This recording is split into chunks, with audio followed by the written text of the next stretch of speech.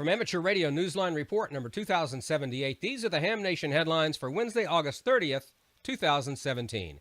We have a recap of our Young Ham of the Year presentation at the Huntsville Ham Fest on our full newscast, and you can listen to the presentation in its entirety as a Newsline Extra on our webpage, arnewsline.org. Meanwhile, India has increased the number of amateur radio operators within its borders. It was a big day for hopeful radio amateurs in Bangladesh on August 19th when more than 250 of them showed up to take the license exam offered by the Bangladesh Telecommunication Regulatory Authority. Now, the waiting begins. Anup Kumar, S21TV of the Bangladesh Amateur Radio League, said in a recent email that the last amateur radio exam had been given in 2013 and was taken by 160 candidates. Of those who took that exam, 147 passed. Good luck to future hams. We'll be listening for you on the air. Newsline's Paul Brown, WD9GCO. Our neighbors to the north are taking a second look at 60 meters. Canadian regulators are seeking comment on the proposed changes on the 60-meter band for amateur use. The review of these regulatory changes is based on proceedings at the 2015 World Radio Communication Conference and would add the international 5351.5 to 5366.5 kHz band to the existing 5 U.S. compatible channels that were allocated by the Canadian regulator Industry Canada in 2014. George Gorsline, VE3YV, the International Amateur Radio Union's Region 2 Area A Director, told Radio Amateurs of Canada that the responses will be tabulated after a 60-day period, but said there was no schedule or deadline for the changes to be made. In any event, he added, amateur radio regulations would first have to be updated.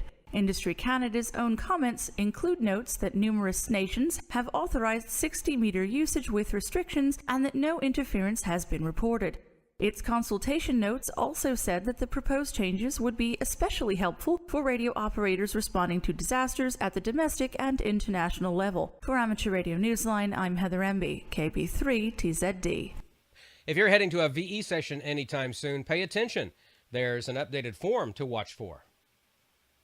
The National Conference of Volunteer Exam Coordinators, better known as the NCVEC, has updated its unofficial Form 605 that is used at volunteer exam sessions to coincide with the revised FCC Form 605. All exam sessions were required to start using the new version of the form on August 21st in preparation for the FCC deadline of September 7th. The change to the form questions applicants if he or she has been convicted of a felony in any state or federal court. This question has been on other FCC forms, and the omission on the Form 605 was not previously noticed.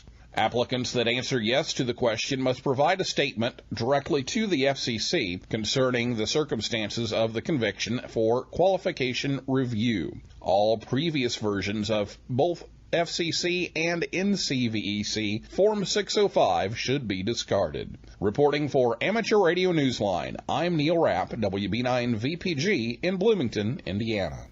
For the rest of this week's Amateur Radio News, please listen to the full Amateur Radio Newsline report online on a repeater near you or on shortwave radio station WTWW at 9930 and 5085 kilohertz.